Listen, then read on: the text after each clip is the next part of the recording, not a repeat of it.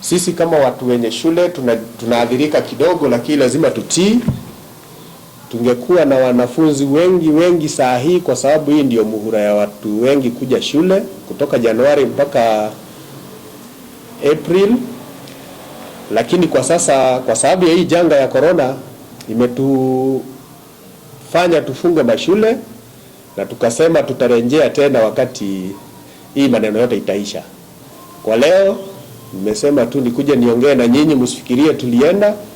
Tuko pamoja, hata kama tunajikinga, tunakaa, tunaweka distance kama vile tuliambiwa, na tukaambiwa tuoshe mikono. Tumeosha mikono mpaka saa hii, tunaendelea kuosha, na watu wasichoke kuosha mikono. Hii maneno ni ya muda, kama kila mtu atatii. Tukitii sisi wote na tuseme hakuna kutangamana na watu, hakuna kwenda mahali kuna watu wengi, hii maneno itaisha haraka. Lakini tukitangamana kila mahali, ukienda sokoni watu wako pamoja, ukiingia supermarket watu wako pamoja, mtu mmoja tu ndiye anahitajika alete hiyo ugonjwa, Meru mzima yaadhirike. So tukiweza ile maneno tunaambiwa na serikali, hiyo ni ya muhimu sana, na ndio tutaweza kurudia maisha yetu ya kawaida kwa urahisi. Lakini saa hii tukipuuza yenye tunaambiwa, maisha ya kawaida hatutairejea hivi karibuni. Hata kama saa hii mnaona kuna shida, pesa hazipatikani, tunashukuru pia serikali imepunguza mafuta ya gari. Kwa hivyo mafuta haiko juu sana, tutaweza kuendelea na hali yetu ya kawaida. Lakini kwa sasa tumeambiwa tuoge mikono, tumeambiwa tuweke distance. Hata magari huwa ina keep distance kwa barabara, lakini kwa saa hii sisi ndio tunaambiwa to keep distance. So tuweke distance kwa watu wale ambao tunaishi nao, ili tuweze kurejea maisha yetu ya kawaida.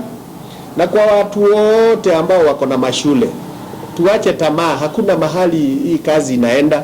Wale ambao wanaendelea kufundishana, you are very close to your student, anything can happen. Hauwezi fundisha ukuwa umeweka distance ya mita moja kwa gari, haiwezi patikana. Tuna share the same steering.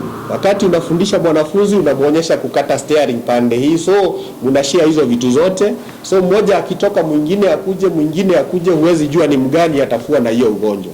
So ni vizuri wakati tunafanya hii maneno, kwa sasa tuachane nayo. Hata kama utapoteza pesa fulani, hata kama utashindwa kulipa nyumba, tutajitetea tukirudi makazini mwetu. Najua ni hasara kubwa, lakini kwa sasa tuache na hiyo maneno. Kama ni insurance, punguza, weka gari zako nyumbani, pigia insurance company, waambie sasa situmizi magari, kwa hivyo insurance itaweza kulipa hii wakati watakurudishia gari zako insurance wakati utaanza kuzitumia. So usiwe na shaka sana tutaenda hasara kubwa. Hasara kubwa ni kusikia mtu ameaga dunia ama ameshikwa na hii ugonjwa, na sio vizuri, kwa sababu ni kitu ambayo inaweza ingilia jamii yote, iharibu maisha yako yote. Kama mahali tuko hapa Meru, tunaona watu wanapuuza. Taksi inabeba watu hata 6 hata 7, usiku wanabebana, wanafinyana kwa gari moja. Hiyo kitu ni mbaya, tuachane nayo. Serikali sio ati inakuzuia kubeba abiria, inakuzuia kugonjeka.